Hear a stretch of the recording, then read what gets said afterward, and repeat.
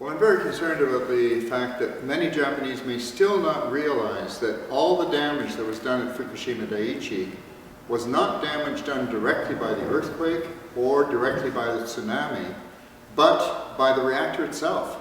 In fact, the damage that was done by the radioactive waste inside the reactor.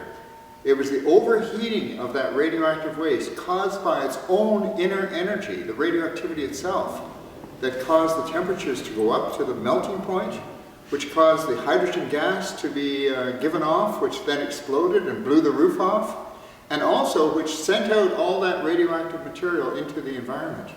So the radioactive waste is the key. This is the material which is the source of the problem. Now, in the reactors, when the reactors are operating normally, this is in a solid form. And it's only because of lack of cooling that it turns into a melted form, which is a kind of liquid. But the Japanese government, like other governments around the world who have large investments in nuclear power, have been planning to take this solid waste and put it into a special factory called a reprocessing plant, where they deliberately dissolve it in boiling nitric acid, creating millions of gallons of high-level radioactive liquid waste. Now, just think of all the material inside the Fukushima reactors being in an acid liquid solution. This is far more dangerous to the environment than even the solid material. And I fear that many people in Japan and elsewhere in the world are unaware of the terrible dangers of liquefying this waste. That's what happened inside the reactor when it melted. They're going to do this deliberately in the reprocessing plant. So there has been bad experience with these wastes. For example, we're now on the anniversary, the second-year anniversary of the disaster at Fukushima. Just 2 weeks ago, we learned that there are 6 huge tanks of this liquid radioactive waste which are leaking out in Washington State in America. And these are liquid wastes resulting from reprocessing. And these wastes are so radioactive that it is impossible to dig up the waste in order to retrieve them, because digging them up is even more dangerous than leaving them where they are.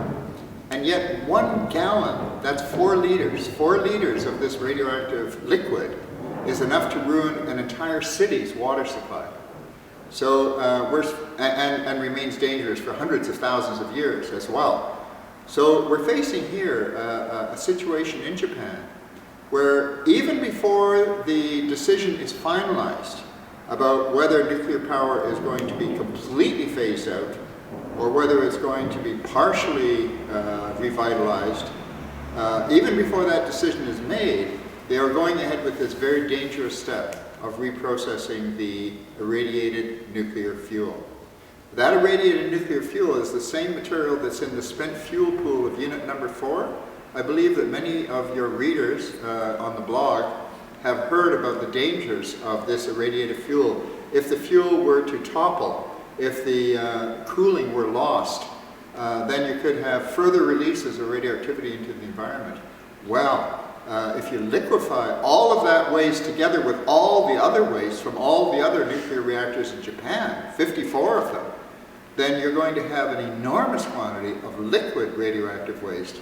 And I don't believe the Japanese are aware of this danger. In 1957, there was a tremendous accident in the Ural Mountains in Russia. Much bigger, in fact, than the Chernobyl accident that we hear about so often.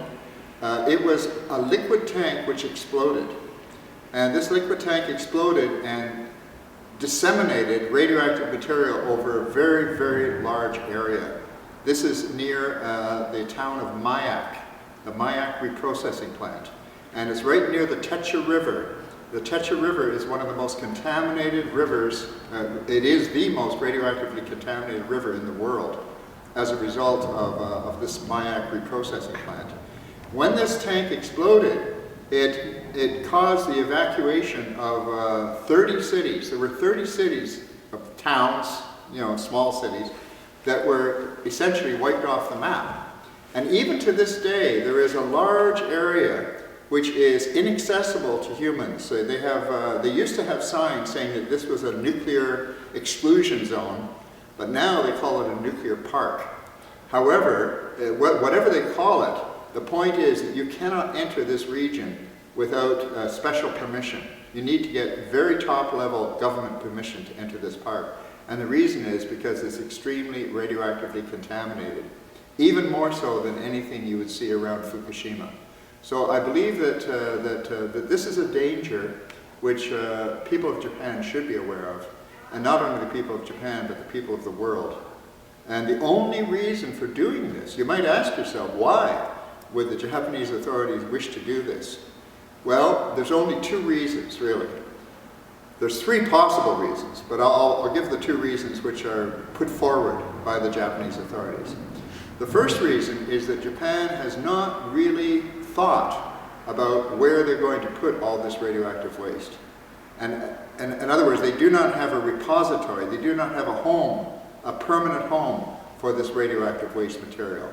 And as a result of that, the government is open to suggestions, and the industry has been suggesting that they reprocess the waste in order to recover the plutonium.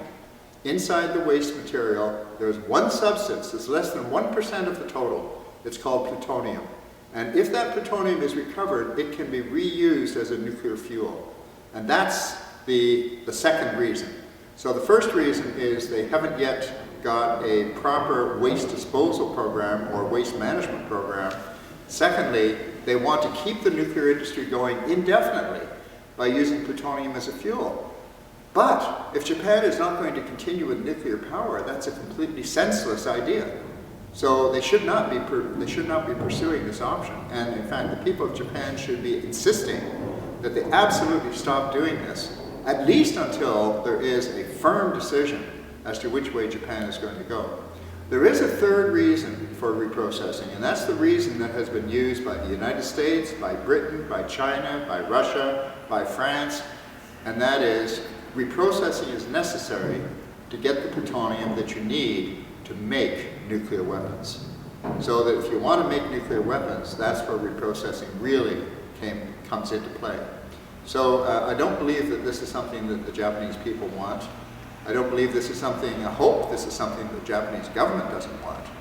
But unless the Japanese people make their voices heard, not only about nuclear power or civilian reactors, but unless they also make their voices heard about the dangers of taking this high-level radioactive waste, which is so dangerous, and dissolving it in acid called reprocessing, then I'm afraid that we may be setting the stage for an even greater disaster in the future, which nobody wants.